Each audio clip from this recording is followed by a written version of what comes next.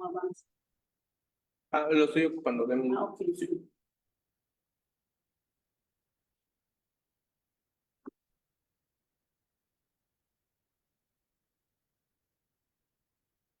Muchísimo, doctora, estamos en línea.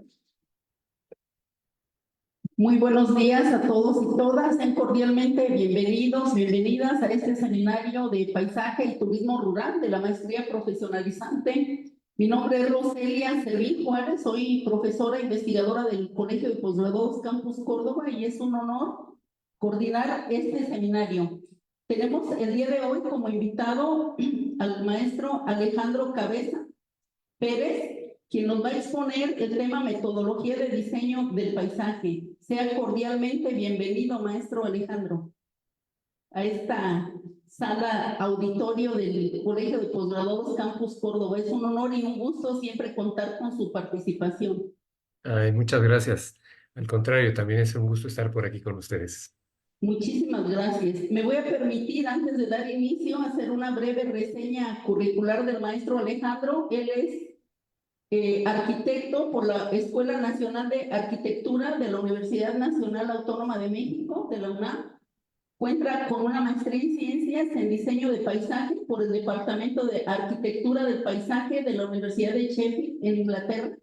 Es colega del doctor J. Cruz García Alvarado, que entiendo también él es egresado, y de otros profesores del colegio, como el doctor Arturo Pérez Vázquez también. Cuenta con un doctorado en diseño arquitectónico en el Centro de Investigación y Estudios de Posgrado de la Facultad de Arquitectura de la Universidad Nacional Autónoma de México.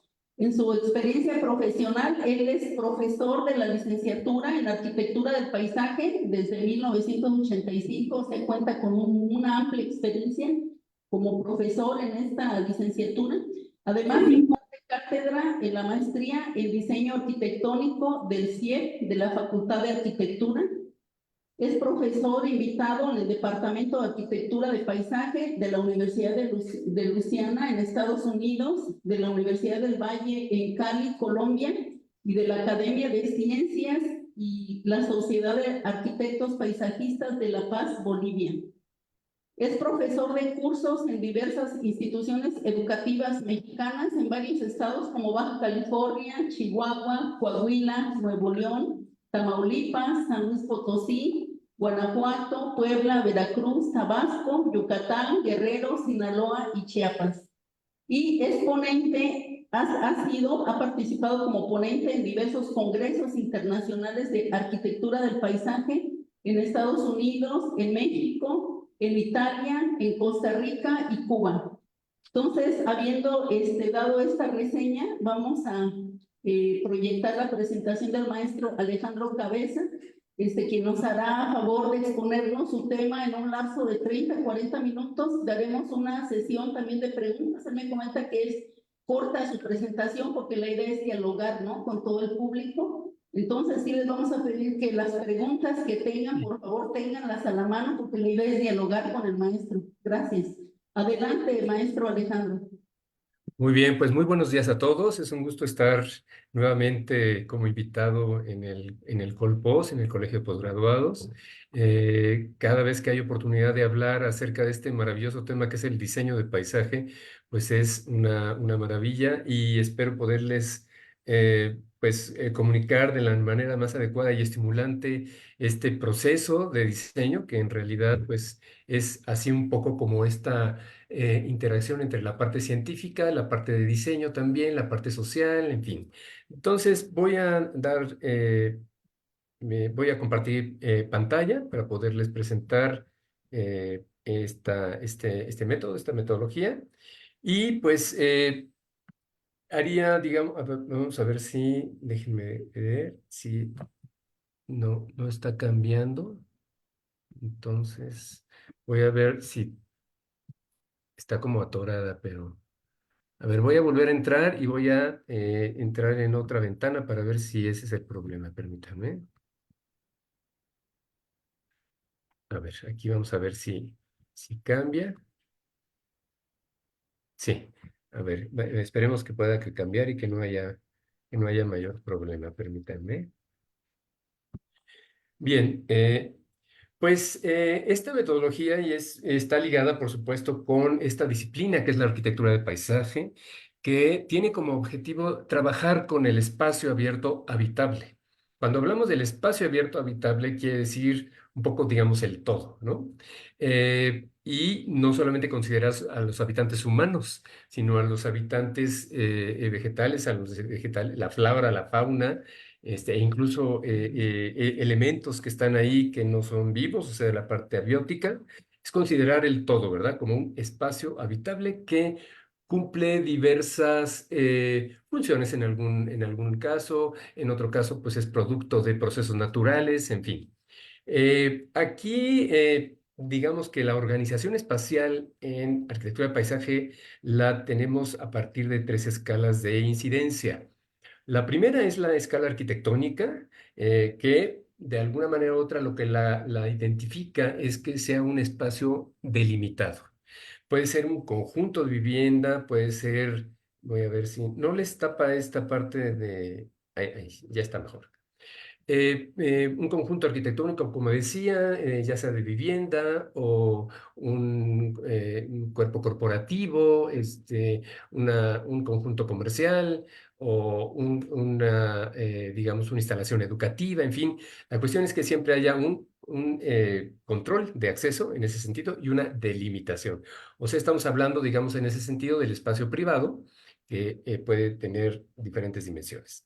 La siguiente escala de inserción es la urbana.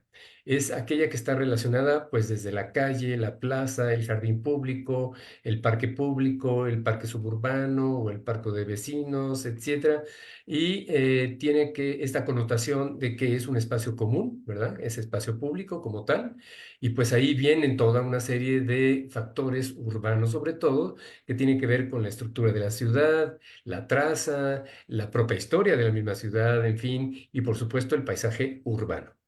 Y la última escala, que es la más grande, la de mayor dimensión, es la regional. La regional tiene esta relación con la cuestión del territorio, del ordenamiento del territorio, pero desde el punto de vista de diseño de paisaje se delimita a partir de criterios ambientales. La poligonal que delimita esa región de alguna manera u otra, pues está derivada en muchas ocasiones por la propia topografía o por la cuestión hidrológica o por algún otro factor, ya sea natural o también cultural, en la cuestión de delimitantes de carácter cultural, como podría ser el municipio, etcétera y demás, que no necesariamente tienen limitantes naturales, pero sí se consideran y a veces quedan dentro de una región natural. Arquitectura de paisaje enfatiza, como ustedes ven, la parte natural. Bien.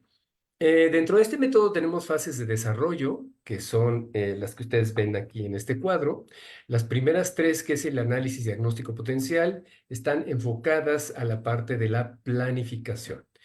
En el ámbito de la arquitectura, para aquellos que están familiarizados con la arquitectura, normalmente se habla de una investigación para el proyecto. Nosotros no le llamamos investigación a esa fase, sino le llamamos análisis de sitio. ¿Verdad? Entonces, el análisis de sitio, pues esa es la primera impresión que tenemos cuando visitamos la zona a estudiar o a intervenir. Hacemos toda una serie de observaciones en campo, por supuesto, y hacemos levantamientos, ¿no? A veces topográficos, de vegetación, de instalaciones, de objetos arquitectónicos, todo lo que converge de alguna manera u otra en ese espacio es lo que se ve en ese análisis. Pero no solamente es el inventario del sitio como tal, sino que también empezamos a hacer una serie de observaciones a partir de ciertos factores que ahorita vamos a ver en detalle esta etapa de análisis. De cada uno de estos factores vamos, digamos, haciendo una especie de interpretaciones, resultados que a su vez van a alimentar o a construir el diagnóstico integral.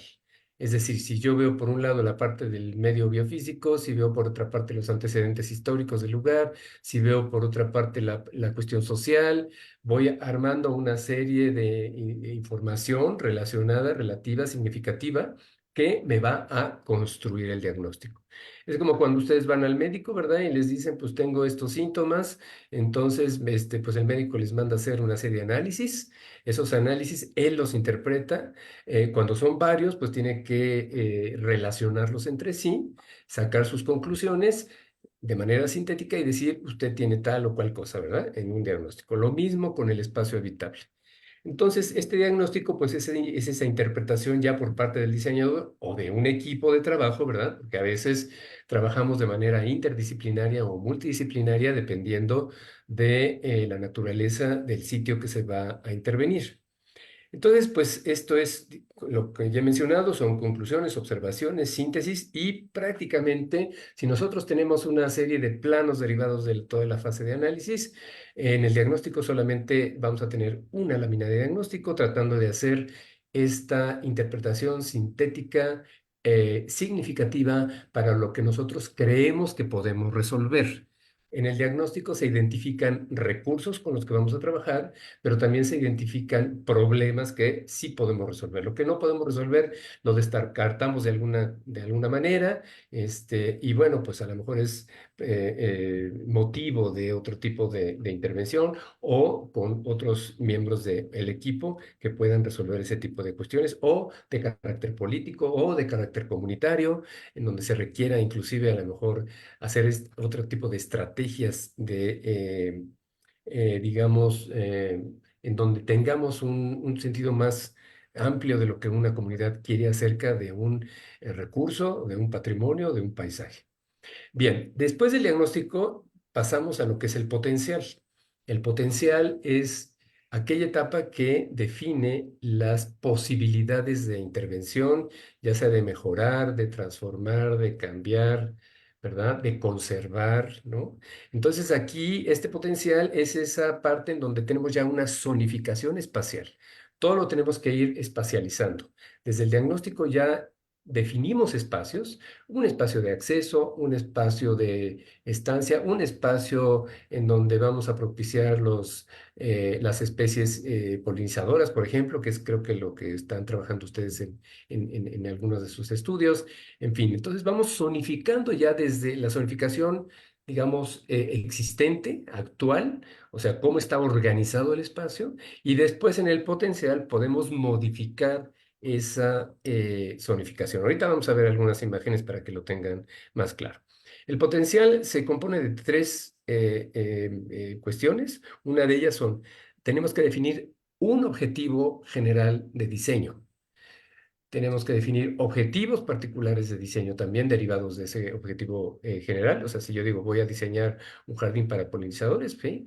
Pero también de ese derivado, pues, ¿qué necesito para eso, no? Entonces necesito diseñar un acceso controlado, un sistema de circulación, áreas de descanso, áreas por ejemplo, de insumo, de materiales que voy a necesitar para toda la labor de cultivo, etcétera, etcétera, ¿no? Entonces voy definiendo y a eso me lleva al programa arquitectónico o programa arquitectónico paisajístico, como a veces le llamamos en paisaje. Ese programa, pues, es un listado de todos los requerimientos que voy a tener a partir de las actividades que voy a desarrollar en un espacio.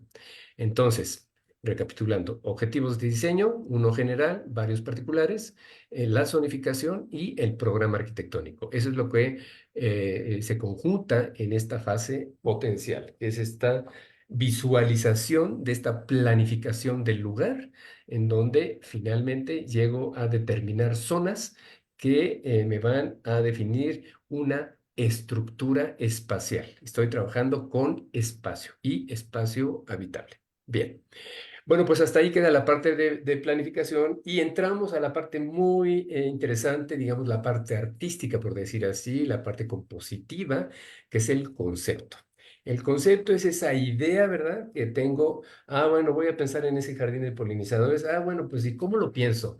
Lo pienso como un solo espacio, como diferentes atmósferas y digamos, y colecciones que tiene que ver con la distribución de cómo las voy a ir justamente estructurando, cómo lo voy a relacionar con las zonas que ya detecté, etcétera. Pero es la idea de diseño, es la idea principal y es en donde uno se alimenta o retroalimenta a partir de experiencias que se encuentran Antes, ¿verdad? Antes de que existiera el Internet como tal, pues nosotros veíamos, por supuesto, artículos, revistas, visitábamos sitios, veíamos quién tenía ya esa experiencia previa y a partir de eso, entonces, bueno, ya teníamos una idea que se genera. El concepto se divide en dos. Hay un concepto filosófico, que es un poco esta cuestión de qué es lo que yo quiero darle al visitante, a las propias especies, es decir, a las plantas como seres vivos, a los polinizadores que las van a visitar, ¿no? Y entonces tengo que tener en cuenta a esos usuarios, ¿verdad? Y ver cómo van a convivir y cómo quiero que convivan o que incluso puedan tener experiencias, ¿no? Por supuesto es difícil saber la experiencia de un insecto más allá de la parte científica, pero sí, ¿qué le voy a proporcionar, ¿no? Entonces ahí es donde está una actitud, que es la actitud del diseñador. No solamente, ni siquiera estoy pensando todavía si voy a poner bancas, si voy a poner parcelas, si voy a ponerlas geométricamente, si las voy a poner de manera orgánica. No, lo primero es qué tipo de espacio es el que quiero crear o intervenir, ¿verdad? Y si está relacionado con un edificio o con otro jardín, que es el vecino, o dentro de un ecosistema, etcétera, ¿no? Entonces ahí es donde es la postura y es un parteaguas en lo que yo voy a hacer para que esto tenga éxito. Las siguientes fases, que son anteproyecto y proyecto ejecutivo, no es otra cosa más que el desarrollo del concepto, con una serie de documentos y de estrategias en donde en el anteproyecto, pues, por lo general se presenta una planta de conjunto, normalmente a color, en donde están todos los elementos, tanto naturales como construidos, es decir, pavimentos, pérgolas, mobiliario, señalización, por supuesto las colecciones, si hay digamos, otro tipo de tratamiento de vegetación, como una arboleda o un bosquete o algo así que envuelve el sitio que estoy diseñando, etcétera. Todo eso va. Y ya en el proyecto ejecutivo, bueno, perdón, se trabaja en una planta arquitectónica, se hacen cortes, es decir, secciones para mostrar, digamos, a manera como si fueran fachadas parciales en diferentes puntos del espacio. Antes se hacían perspectivas, ¿verdad? Que todavía hay gente que hace perspectivas incluso a mano, pero ahora toda la cuestión digital, pues se hacen algunos renders o algunas aproximaciones digitales tridimensionales para dar la idea de cuáles son los ambientes que queremos crear, etcétera. Y el proyecto ejecutivo, pues ya es, digamos, la parte de los documentos que nos son de utilidad para construir la obra. Es decir, tengo un plano de trazo, de nivelación, de plantación, del diseño de las circulaciones, de los pavimentos, si tengo que hacer alguna excavación, algún cuerpo de agua, tipo estanque, o una pileta, sí, todos los elementos que vaya yo a proponer tengo que producir los documentos necesarios para poder cuantificar y para poder construir, definiendo y especificando todos los materiales necesarios que se requieren desde lo construido, materiales, digamos, artificiales, o las tierras, por ejemplo, ¿no? ¿Qué tipo de tierras y mezclas de tierra, etcétera? Todo lo que va para poder hacer la obra. Entonces, pues esa es realmente, digamos, esta primera parte. Entonces, bueno, si tienen alguna pregunta, vayan anotando y vamos avanzando para que veamos. Esto empieza a desglosarse. Aquí tenemos la fase de análisis, ¿no? Que son grupos genéricos, por supuesto, es una cuestión justamente genérica, o sea, cada proyecto requiere tal vez de otro tipo de organización, pero en general, siempre cuando nos aproximamos desde el paisaje, pues lo primero, por supuesto, son los factores físico-ambientales, ¿no? Digamos, el punto de partida. Y el primer punto de partida en cualquier proyecto para nosotros aquí y en otras partes del mundo es el clima. El clima junto con la topografía, y yo agregaría aquí incluso, en el caso de nuestro país, la altitud. La altitud es muy importante porque nos va a decir cómo convergen las especies naturales, qué es lo que se presenta, qué tipo de ecosistema tenemos si no lo tenemos en el sitio, el tipo de ecosistema o ecosistemas contextuales alrededor, de donde vamos a tener una serie de información muy importante de lo que nos dice la naturaleza en su expresión.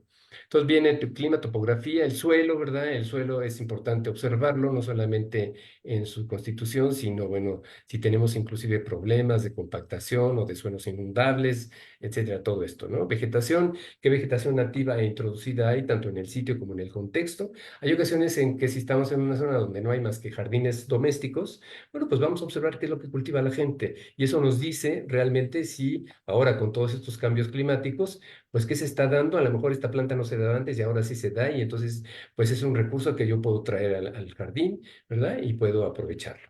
Eh, Luego la parte del agua, ¿no? La hidrología, ya sea superficial o subterránea. En este caso es muy importante también considerar la hidrología superficial en relación a lo artificial que se denomina drenaje pluvial.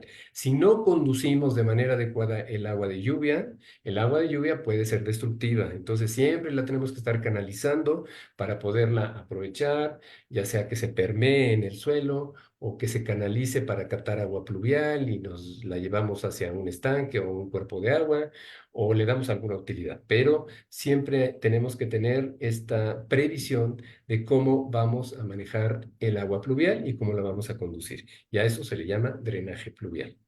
Bien, otra parte importante, ¿verdad? Que en algunos casos, como aquí en la Ciudad de México, en el sur, donde estamos, la geología, ¿no? Donde hay roca volcánica, pues es muy importante, ¿no? Hay una roca madre, hay ocasiones en que no la vemos, pero está por debajo, ¿verdad? Y va a tener una relación estrecha con el tipo de vegetación, por ejemplo, que se da allí, o como material de construcción también.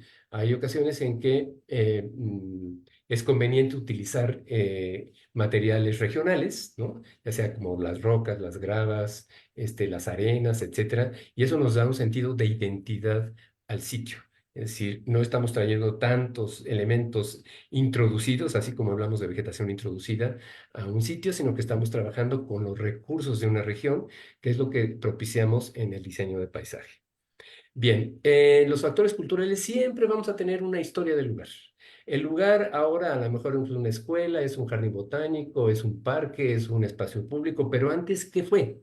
A lo mejor antes fue tierra de cultivo o antes fue un bosque, ¿no? Entonces tenemos una historia natural y tenemos una historia cultural. Eso es muy importante porque nos va dando información acerca de cómo podemos utilizar esa información de la parte histórica para poderle dar un buen sentido al diseño y a veces recuperar cosas que se pierden, ¿no? Y digo, el ejemplo extremo es pues esta Ciudad de México, ¿verdad? En donde pues era un lago, pues ya desapareció el lago, sin embargo, el suelo del lago está allá abajo y tiene ciertos problemas. Si estamos en una parte en donde, por ejemplo, pues había canales, ¿verdad? Entre lo que era Xochimilco y el centro de la ciudad, pues por ahí está toda esa red de canales que están ocultos, ¿verdad? Hay una serie de capas impresionantes históricas que si nosotros las vamos descubriendo a través de mapas históricos o a veces a través incluso de información que la gente nos puede proporcionar, vamos a tener mucho más información y más elementos para poder diseñar. O sea, todo esto que estamos comentando ahora es importante para llegar al diseño. El diseño no es así la inspiración divina, ¿verdad? En una noche de desvelo, sino es esta cuestión sistemática de analizar, de escoger, de visualizar, etcétera, para ver eso, cómo lo voy a convertir en un espacio diferente, atractivo, nuevo, identitario, en fin, y que tenga relación con su contexto natural y con su contexto cultural. Por supuesto, la parte económica y social es muy importante, ¿no? Los perfiles de los usuarios, quién va a usar, para quién estoy diseñando. Hablamos que no solamente la parte humana, también la parte de flora y fauna. ¿Qué expectativas sociales hay, verdad? La gente qué va a aprender ahí o qué va a hacer, va a intervenir en el espacio, cómo lo va a sentir suyo, ¿verdad? Independientemente de que lo visite, cómo se involucra con él, etcétera. Y finalmente, bueno, pues qué recursos vamos a obtener. En los factores artificiales, que es toda la parte, digamos, construida, es lo que está hecho por la humanidad, pues tenemos desde los usos de suelo, ¿verdad? Si ustedes están en un sitio en donde están trabajando y al lado tienen una fábrica, pues es un uso de suelo incompatible en ese sentido, ¿verdad? Pero si tienen, no sé, una digamos, un edificio de carácter cultural, bueno, pues eso es más conveniente. Entonces, siempre tenemos que visualizar ese contexto, sobre todo en la ciudad, para ver si nos integramos, si nos aislamos, si nos protegemos, o sea, cómo vamos a actuar en términos de los usos de suelo que hay alrededor. Y eso, pues en ocasiones en nuestras poblaciones, ciudades y todo tipo de asentamiento humano, siempre va a haber una mezcla de usos de suelo. Independientemente de las partes de los centros de población, a veces son reconocidos como pues, el centro histórico o el centro de población, fuera de la ciudad es un caos, ¿no? O sea, se mezcla la vivienda con el comercio, con la industria, con otra serie de usos, etcétera, y bueno, verdaderamente es a veces un desorden. Entonces, a través del paisaje, pues vamos a tratar de colaborar para que las cosas sean más ordenadas, más claras, más atractivas y que lo que nosotros hagamos, pues participe en esa legibilidad de la ciudad o de la población y se convierta en un atractivo, ¿no? Está, por supuesto, la parte arquitectónica. Cuando vemos la parte arquitectónica, tenemos que pensar en la tipología arquitectónica. ¿Qué tipo de edificio es en el que yo tengo, tanto en el contexto inmediato como en el contexto mediato o lejano, ¿verdad? Estoy dentro de una zona histórica, estoy dentro de una zona educativa o dentro de una zona industrial, en fin. Y el tipo y el estilo de la arquitectura es algo que se debe considerar que también va a tener una injerencia en el diseño del jardín. ¿No? Si yo estoy, por ejemplo, por decir así, muy cerca de una arquitectura religiosa y voy a retomar algunos conceptos de los espacios atriales o de algún otro elemento, pues ese es un lenguaje arquitectónico.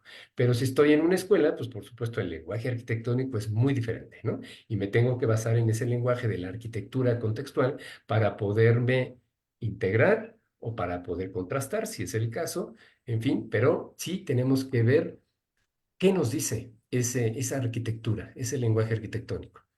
Después tenemos las instalaciones, que las instalaciones, por supuesto, son muy necesarias, ¿verdad? Ustedes saben, para poder sostener cualquier espacio habitable, sea un jardín, un parque, una plaza, etcétera, se requieren instalaciones de infraestructura, por supuesto, pero en ocasiones, pues, están ocultas, ¿no? Entonces, a veces nos ocasionan problemas porque a la hora de estar excavando para plantar algo, resulta que rompemos un tubo, en fin, o sea, en el medio el suelo urbano es de lo más complicado porque hay de todo, desde cascajo, cables, tubos, etcétera, y es un verdadero caos. Cuando trabajamos con forestación urbana en banquetas, bueno, eso es verdaderamente un lío, ¿no? Entonces tenemos que tener mucho cuidado con las instalaciones. Hay ocasiones en que incluso a veces pues, nos pasa por ahí algunas torres de alta tensión o de repente hay una estación subeléctrica por ahí o instalaciones de aire acondicionado. Bueno, es un problema a veces, ¿no? Más que una ventaja. Y luego, pues la parte de mobiliario y señalización, que es lo que nos permite crear, pues, áreas de descanso, conducir a la gente, poner algunas cédulas descriptivas, ya sea informativas, de difusión, etcétera, etcétera, ¿no? Entonces, el mobiliario y la señalización son importantes. Bien, pues esta es, digamos, la parte física, ¿no? Bueno, y social, por supuesto, pero en la parte perceptual, es algo que le hemos empezado a dar más importancia ya en últimos tiempos, porque en realidad esta cuestión de lo que percibe la gente es muy importante. Y ahí viene la parte visual, o sea, para paisaje, lo visual es, yo diría, indispensable, ¿verdad? Tenemos que identificar cuáles son las vistas más favorables, las desfavorables, o sea, si tenemos, no sé, de repente algo que queramos más o menos mimetizar o semiocultar, ¿verdad? Porque no nos es muy grato el ver, no sé, algo, ¿verdad? En general, esa dinámica, ¿cómo se da? O sea, ¿cuáles son las visuales desde afuera del lugar hacia el lugar, desde el lugar hacia afuera? Si tenemos vistas panorámicas, conducidas, puntos focales, remates visuales, o sea, toda esa dinámica visual es muy importante porque me va a ser de gran utilidad para poder diseñar. Y yo voy a diseñar finalmente, ¿verdad? Pues el llegar y saber que voy a entrar a un jardín de polinizadores, pues lo más importante es el impacto visual que va a tener, ¿no? Si yo doy una pequeña muestra para atraer a la gente y luego la voy llevando por una secuencia de visuales para que vayan descubriendo diferentes colecciones y toda esta acción de la polinización, etcétera, o sea, eso es importantísimo.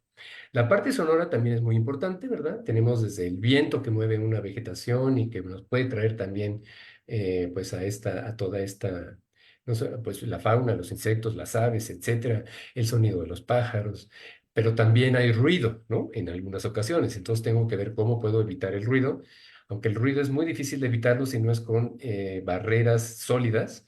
La parte de vegetación pues es perceptualmente favorable, pero no nos ayuda a contener el ruido. La parte táctil, el hecho de que ustedes permitan que la gente toque cosas, ¿verdad? Sienta incluso con los pies un pavimento de grava, un pavimento con hojas que produce sonido al caminar, etcétera. Todas estas sensaciones y todas estas experiencias perceptuales son muy importantes. Y por supuesto, pues el hecho de poder probar un fruto o algo en el espacio habitable también es toda una experiencia muy agradable. Y la cuestión olfativa, que también tiene su parte positiva, que son los aromas que puedo yo percibir, ¿no? Como los perfumes dentro del espacio, pero también puede haber olores desagradables, ¿no? Que tengo que evitar. Y si el viento me ayuda a evitar esa percepción de olor, pues la zonificación, pues eso es lo que me permite saber, bueno, desde este lado, bueno, los olores se van a ir por otro, entonces ya la gente no va a percibir estos olores, etcétera, ¿no? Luego viene la parte del carácter. El carácter es muy importante, es como el carácter de las personas. Va a ser un espacio alegre, dinámico, formal, serio, educativo, en fin, tenemos que definir el carácter de ese espacio que estamos pensando. Y la parte de la identidad, pues tiene relación con para quién, ¿verdad? Y que quien lo esté viviendo lo aprecie, lo valore, lo cuide, participe en su mantenimiento. Entonces tenga un sentido de identidad que tiene que ver con la apropiación del lugar. Bien, bueno, aquí ya me voy a ir un poco más rápido. Levantamientos, este es un ejemplo muy sencillo de una casa, ¿verdad? En donde yo tengo algo de arbolado. Conforme voy avanzando, voy viendo que le voy poniendo un poco más de información con respecto a esta relación de los espacios interiores con los exteriores. O sea, este es el caso de cualquier tipo de edificio.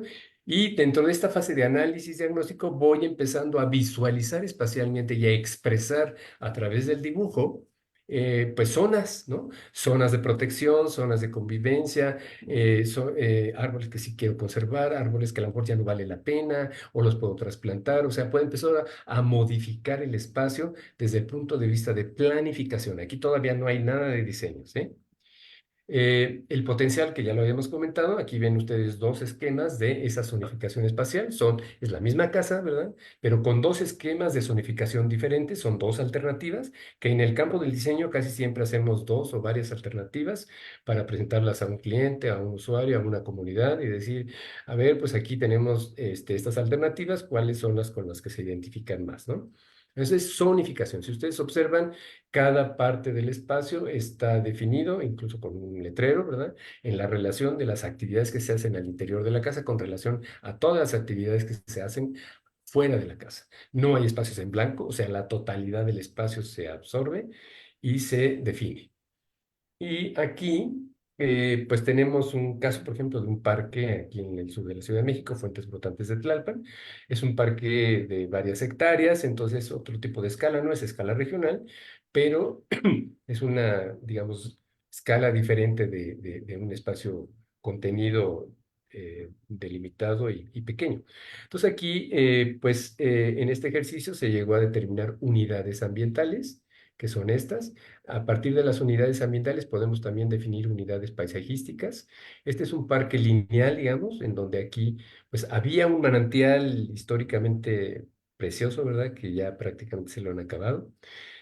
Todavía se ve correr el agua a través esta es la parte más conservada, digamos, como una especie de pequeño bosquecito de galera, aunque está muy modificada ya la vegetación. Y desafortunadamente el agua que sigue corriendo aquí pues se va a la alcantarilla, ¿no? Y es de manantial, imagínense qué desperdicio. Entonces, afortunadamente, de manera histórica, se cortó el parque con el paso de una avenida, que es la Avenida Insurgentes, que va desde el norte de la ciudad hasta el sur de la ciudad, y se cortó la liga histórica que tenía con el poblado de Tlalpan. O sea, esto era un recurso natural que tuvo que ver con la fundación del pueblo de Tlalpan, y esa agua iba y regaba las quintas y las fincas, los huertos, las hortalizas, todo eso, y eso se acabó, ¿no? Entonces, pues se ha hecho varios ejercicios para tratar de recuperar esa liga histórica. Pero bueno, entonces aquí pues tenemos una lámina como, digamos, como de ese diagnóstico, ¿verdad? Y aquí tenemos un ejemplo de un programa en donde ustedes están viendo, lo voy a hacer un poquito más grande para que lo vean, por zonas, ¿verdad? La zona A, la zona B, etcétera. Entonces tenemos los objetivos de diseño aquí: mejorar la imagen urbana de la entrada, buscar la integración con el parque, etcétera. Luego los requerimientos, no sé si los alcancen a ver, pero hagan de cuenta que, es más, hasta yo me puedo poner aquí los lentes.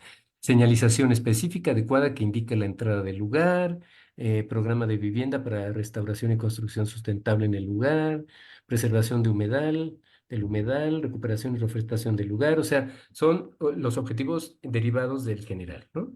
Y luego aquí tenemos el programa como tal: una entrada visible, 3 elementos de señalización, un jardín botánico, materiales del lugar, una cancha deportiva, unas gradas.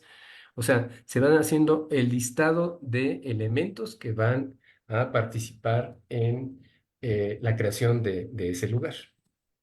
Luego viene la parte conceptual, que es lo que les decía yo, el concepto filosófico expresado de manera abstracta y simbólica, ¿no? Yo puedo decir, quiero tener un espacio de reunión, ¿verdad? Y entonces enfatizar esa centralidad de alguna manera, o quiero inspirarme en las corrientes del agua, en el caso, esto estaba relacionado con fuentes rotantes, en fin. Y luego viene el concepto funcional, que aquí están viendo ustedes dos diagramas de cómo se va definiendo el espacio.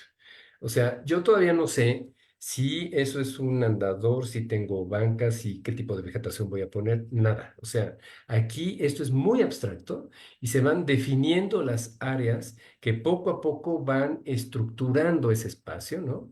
Con este tipo de representación gráfica muy sencilla. De repente sí, pues, digo, pues esto puede ser un macizo de vegetación, no sé qué, no sé si van a ser árboles, si van a ser arbustos, o sea, todavía no sé nada de eso.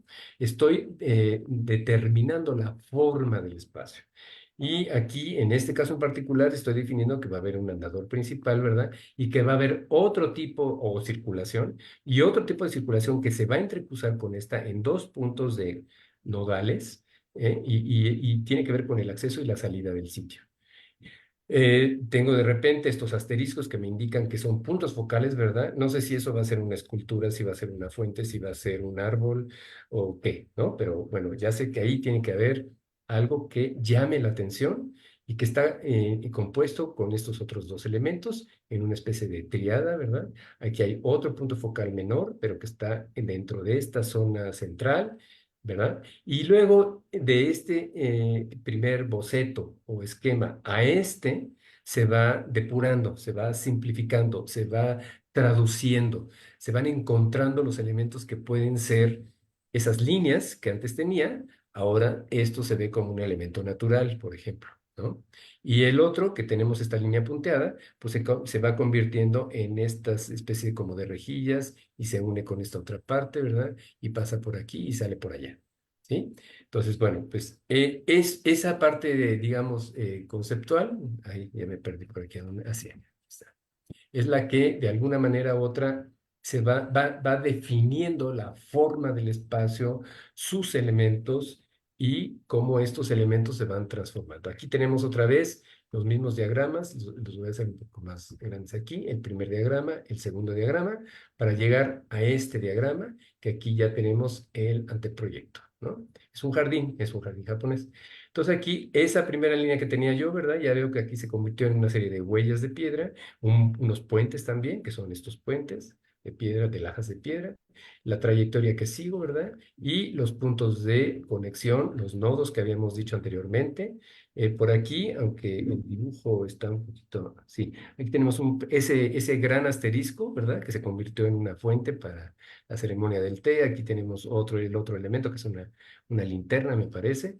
Y la triangulación con dos grandes rocas. Esto entra dentro de la escuela, por supuesto, de paisaje de Japón, que tiene su propio lenguaje, ¿verdad? Ellos utilizan mucho el triángulo, el equilibrio, etcétera. Y bueno, pues eso finalmente se convierte en el jardín, ¿sí? Claro, aquí está faltando la parte ejecutiva, ¿no? De todos los documentos que fueron necesarios para construir la obra. Pero de alguna manera u otra vemos esta traducción, que es lo que creo que es interesante: cómo se va visualizando esta forma del espacio, la depuración del mismo, la definición de elementos y el resultado, digamos, ya como este anteproyecto. Estos son otros ejemplos de anteproyectos, ¿verdad? De diferentes jardines, inclusive, ¿no? Que se expresan en plantas en color, donde se ve perfectamente todo, era lo que yo les decía, ¿no? Se ve la vegetación, una representación como si fuera, digamos, el bosque por un lado, árboles que se derivan del bosque y van conformando otro tipo de ambientes. Está la parte, por supuesto, ay, se mueve mucho esto, perdón, ¿eh? La parte arquitectónica, el sitio, cómo se llega, ¿verdad? A una serie de elementos un poco construidos, con una alberca, un estanque, un camino, más bien que va circundando para llegar y hacer un recorrido por todos estos jardines, en fin, ¿no? Entonces, toda esa parte son solamente ejemplos de diferentes anteproyectos. Aquí está el anteproyecto de la casa que vimos anteriormente con dos propuestas de anteproyecto. Y pues estas representaciones que les mencionaba yo, ay, perdón, sobre las perspectivas que se pueden hacer para poder visualizar los ambientes que estamos creando, ¿verdad? El de la derecha, pues es también uno digital, en un camino, en un parque que hicimos. A veces se hacen maquetas de trabajo también para ver, cómo vamos a entrar a este parque. Tenemos esta primera plataforma de observación. Luego, para tener el acceso universal, se utilizan las rampas y se llega a la parte baja, pero aprovechando estos desniveles pues tenemos aquí la parte administrativa del parque, las cubiertas naturadas por un lado, algo de modelo ¿cómo se dice? Modelamiento de tierra, los cortes, perdón, ay, sí, uy, ya me fui, sí, los cortes esquemáticos, ¿no? Que se usan a nivel anteproyecto, un poco para saber, pues, cómo está, ¿verdad? El corte del terreno, una parte alta, el tipo de pendientes, aquí tuvimos que estabilizar con gaviones. En fin, este es un parque que está muy cerca de un área habitacional. Entonces, es el lenguaje, digamos, del anteproyecto. Y el trabajo de campo, hay ocasiones en que aquí estábamos haciendo una propuesta para descubrir, digamos, geológicamente una falla natural ahí en el estado de Hidalgo y pues el hecho de hacer una especie de delimitación a partir de la propia vegetación, en fin, que fue un ejercicio en campo que hicimos. Y pues aquí vemos algunos de los documentos de los planos de carácter ejecutivo que se hacen. Ay, perdón, estoy aquí un poquito revolviendo las cosas. Por ejemplo, aquí hay un plano de trazo, ¿verdad? Aquí estamos viendo las curvas de nivel. En ocasiones las curvas de nivel pues se modifican, ¿verdad?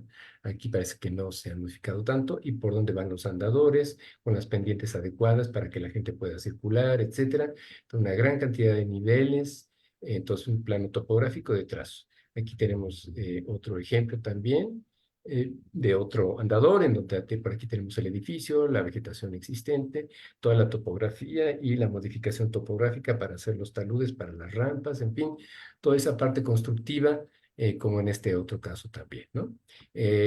Por aquí tenemos un ejemplo de planos de vegetación, ¿no? En donde se identifica el arbolado, los arbustos, otros tipos de vegetación, con ciertas cuantificaciones, etcétera. Y pues detalles constructivos, de verdad, que se hacen también, donde pues vamos a tener pavimentos, cambios de nivel a través de escalones o de muros de contención, etcétera, ¿verdad? Son pues todo este tipo de documentos ya de carácter técnico, que son los que se utilizan para la construcción. A escala urbana, muy rápidamente, es exactamente lo mismo. Tenemos el análisis pendientes, escurrimientos, asoleamiento en láminas, vegetación existente en este caso, el sistema vial, cómo se intersecta, y luego el uso de suelo alrededor. Este es un ejemplo de un pequeño parquecito en Ciudad Juárez. Y tenemos aquí la lámina de diagnóstico con una serie de observaciones y conclusiones, la lámina de potencial, que ya es la zonificación propuesta, y la lámina de concepto acerca de la idea de diseño para ese parque, el cual se trabaja a nivel anteproyecto.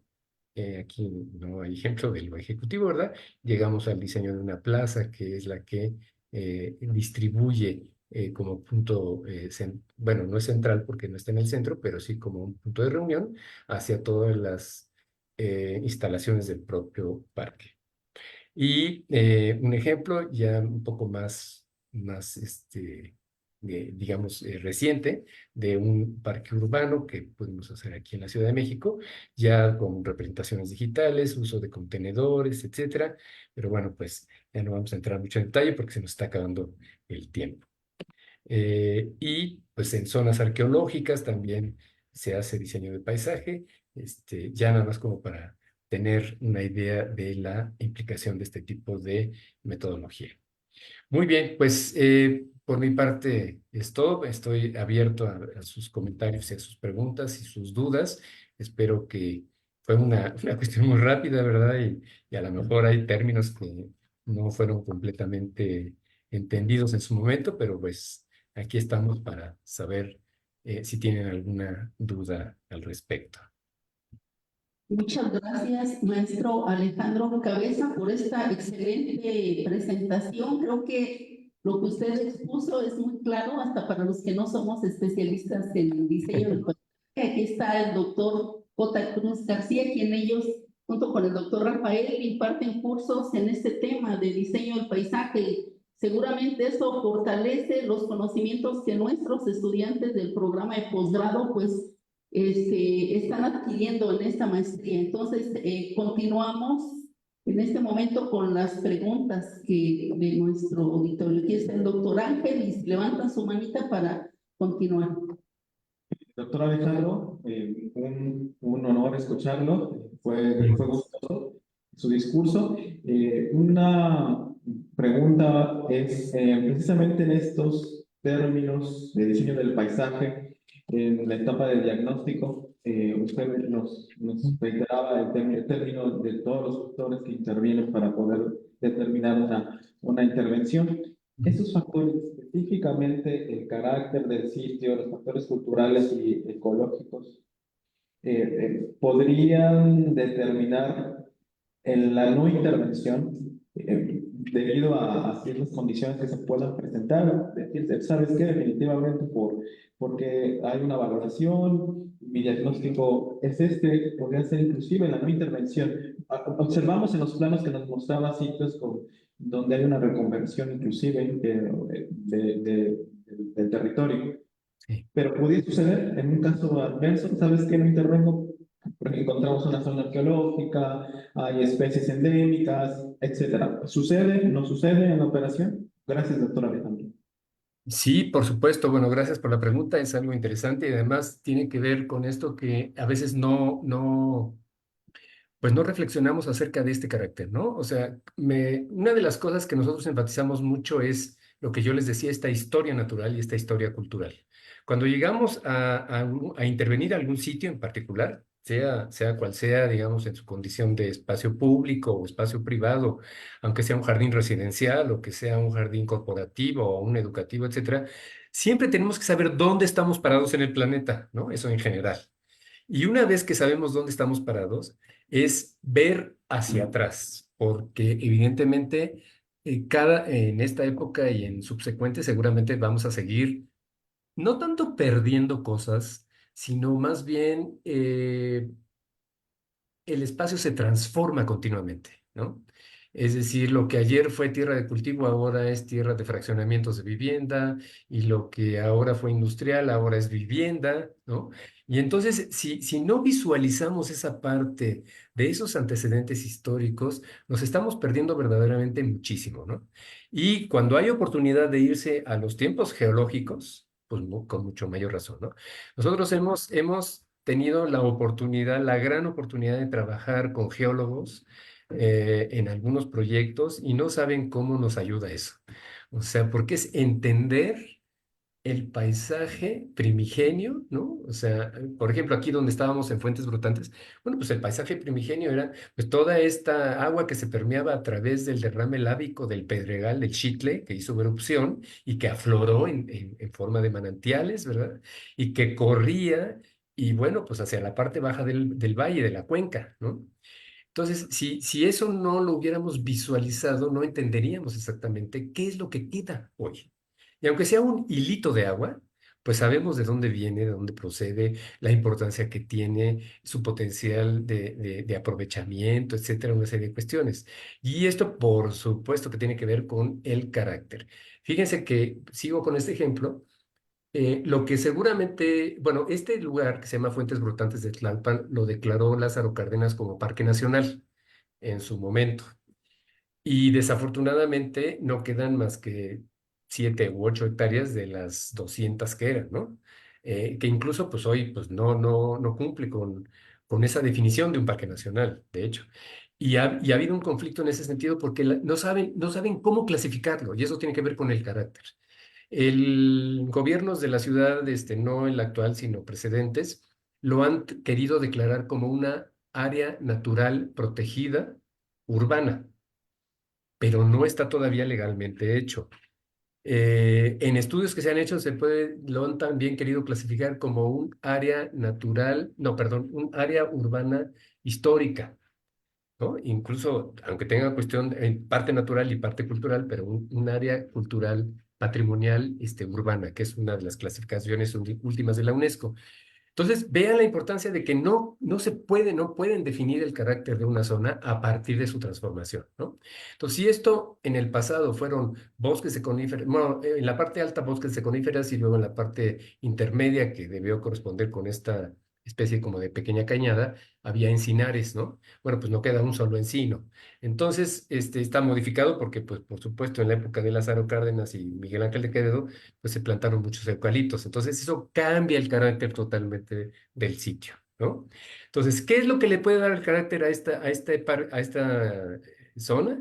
Bueno, pues en primer lugar el manantial, ¿verdad? Porque si no hubiera habido manantial, no hubiera habido nada. Bueno, por supuesto la topografía sí, ¿no? Pero inclusive el hecho de cómo el agua fue esculpiendo la cañada en el tiempo geológico, pues es parte de su carácter, ¿no?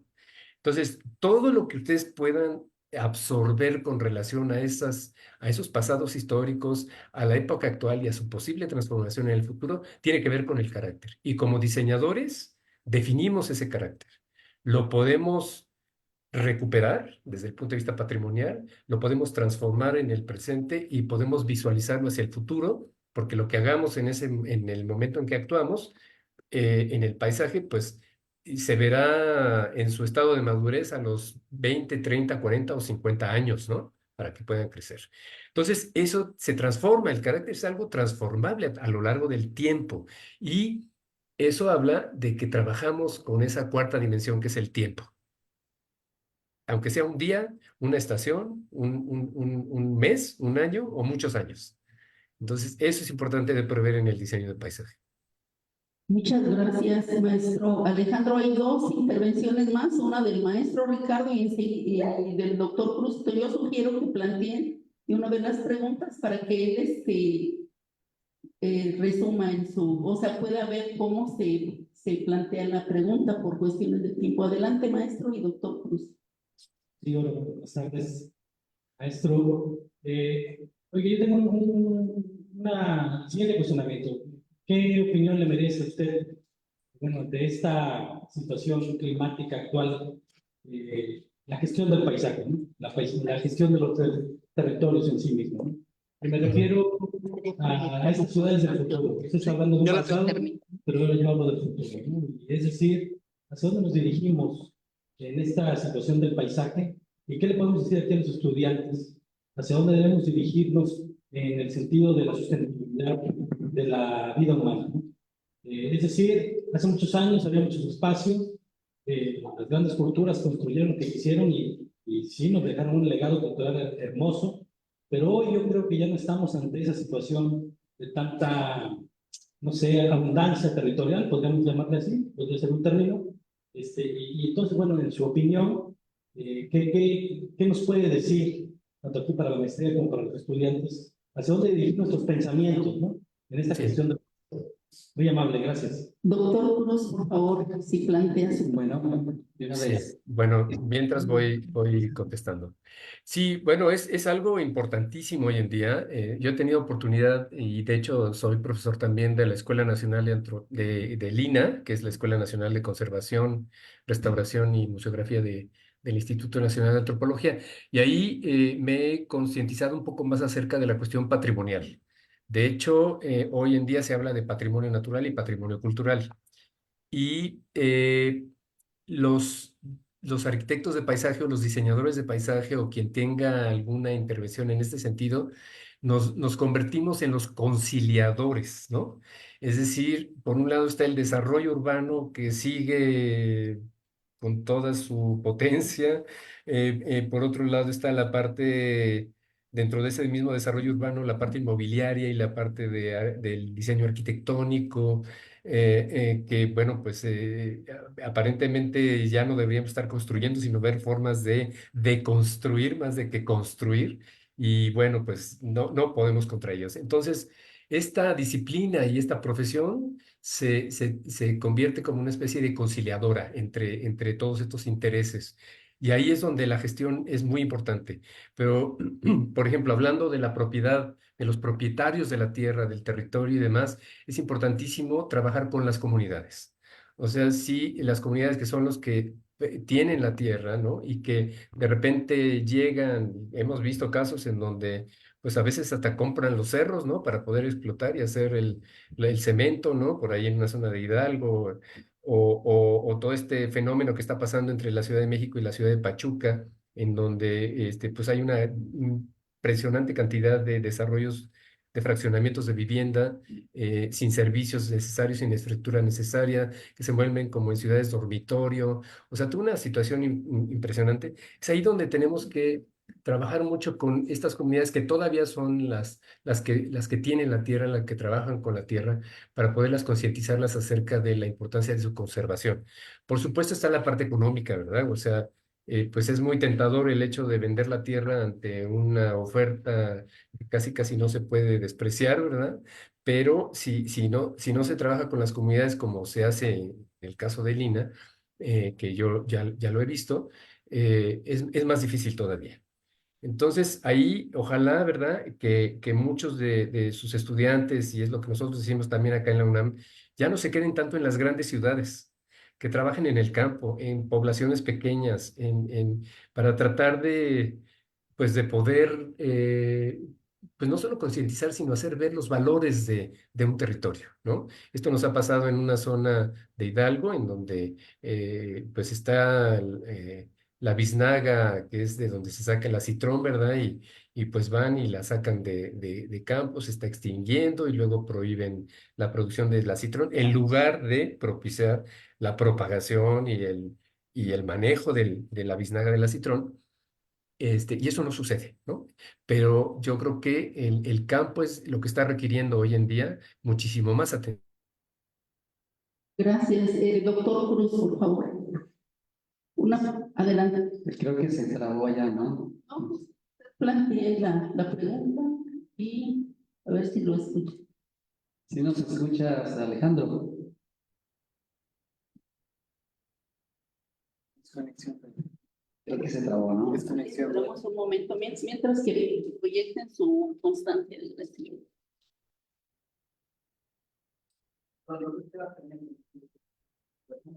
Vemos, a ver, me voy a entregar su. Gracias.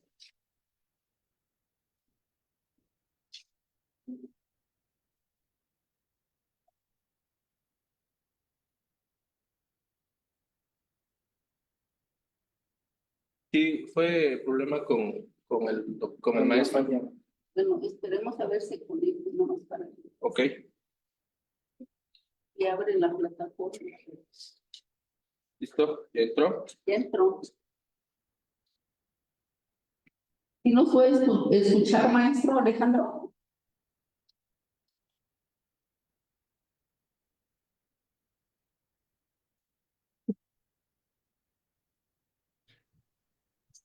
¿Sí nos escucha, maestro Alejandro? Creo que tiene apagado su micrófono. Sí, ya, es que no lo podía yo activar. Adelante. Ya me extendí un poco, pero decía que las comunidades son las que pueden exigirle a las autoridades, tanto municipales como estatales y del país, ¿verdad? Para poder defender estos recursos y darle otro sentido a través de la gestión. Muchas gracias. Doctor Cruz, por favor. Alejandro, buenas tardes. Qué gusto tenerte con nosotros. La verdad, qué gusto y sobre todo lo que has aportado para nuestros estudiantes de la maestría de Paisaje y Turismo Rural. En este tenor te quiero preguntar, Alejandro, ¿cómo ves tú cuáles son los retos que enfrentan quienes estudiamos desde las ciencias naturales, la agronomía, la biología, hacia el diseño del paisaje, ¿no? Todo lo que nos presentas, por ejemplo, yo alcanzo a visualizar que nuestra gente no estamos preparados, esta parte no estamos preparados en la cuestión de diseño, de principios y sobre todo en la cuestión arquitectónica, ¿no? De cómo representar un plano. Y estos son retos Sí, muy reales. Pero también por otra parte están los arquitectos, ¿no? La parte de sí, las humanidades que estudia diseño. ¿Qué retos tienen ellos? Entonces son como que dos líneas que se confrontan y esto, como lo hemos platicado en otras ocasiones, esto es a nivel internacional, no solamente en México, ¿no? claro. Gracias. Sí, sí, pues yo vería dos cuestiones. Una importantísima, ¿verdad? Porque aunque hagamos los diseños más extraordinarios, si no tenemos el material con que hacerlos, pues no se hace. Y eso tiene que ver con la producción de las especies mexicanas para poder, digamos, mitigar el impacto de toda la producción ornamental, de plantas ornamentales, pues que tenemos de todo el mundo, ¿verdad? Y que las mexicanas son las más desfavorecidas. Entonces yo creo que ese es un gran reto. Y la otra, la educación ambiental, ¿no? Educación ambiental que se puede dar en espacios públicos también. No necesariamente el espacio público tiene que ser, sí, funcional desde ciertos puntos de vista, en ocasiones hasta de la parte comercial y demás, pero también podemos aprovechar todos estos espacios públicos para educar a la gente y educarlo con buenas muestras. Entonces yo creo que educación ambiental y producción de material vegetal, específicamente especies mexicanas, yo creo que son dos grandes retos, ¿no? Y en los que ustedes sí, por supuesto, pueden participar. Y están participando, yo creo, ¿no? Contestar, doctor, comentar algo, por favor. No, está bien, muchísimas gracias Alejandro y pues tú ya eres parte de nuestros equipos, está en el equipo de David Claro. y vamos a aprender mucho de ti y ojalá que tú nos vengas a visitar pronto. Muchas gracias, Alejandro. No, al contrario, gracias a ustedes y bueno, pues un placer siempre tener oportunidad de hablar con ustedes y de darles algo. Muchas gracias, maestro Alejandro. Vamos a presentar una constancia de agradecimiento que el Colegio de Posgraduados ha preparado para este seminario y dice así: Colegio de Posgraduados, la Subdirección de Investigación del Colegio de Posgraduados Campus Córdoba otorga la presente constancia al maestro Alejandro Cabeza Pérez por su brillante participación como ponente en los seminarios de investigación verano 2024 con la conferencia intitulada Metodología del Diseño del Paisaje.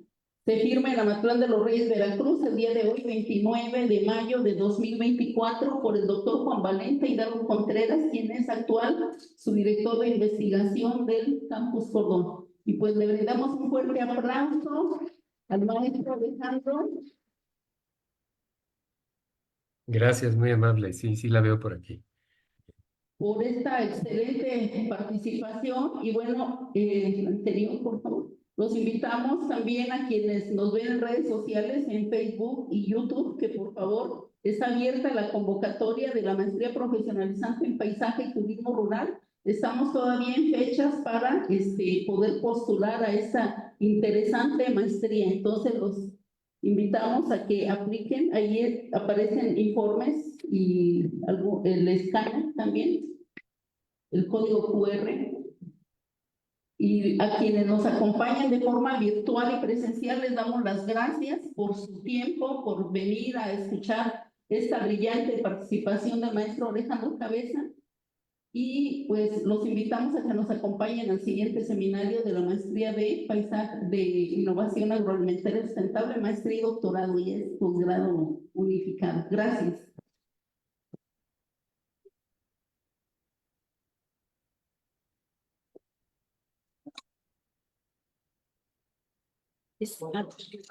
Muchas Bien, gracias. pues muchas gracias y un placer y ojalá y les haya sido de utilidad, por lo menos para Gracias, maestro. hablarse, ¿no?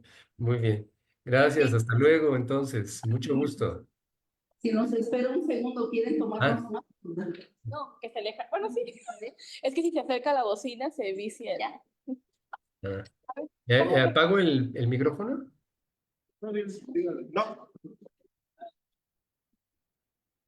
La cosa es que no tiene papel. Ah, sí.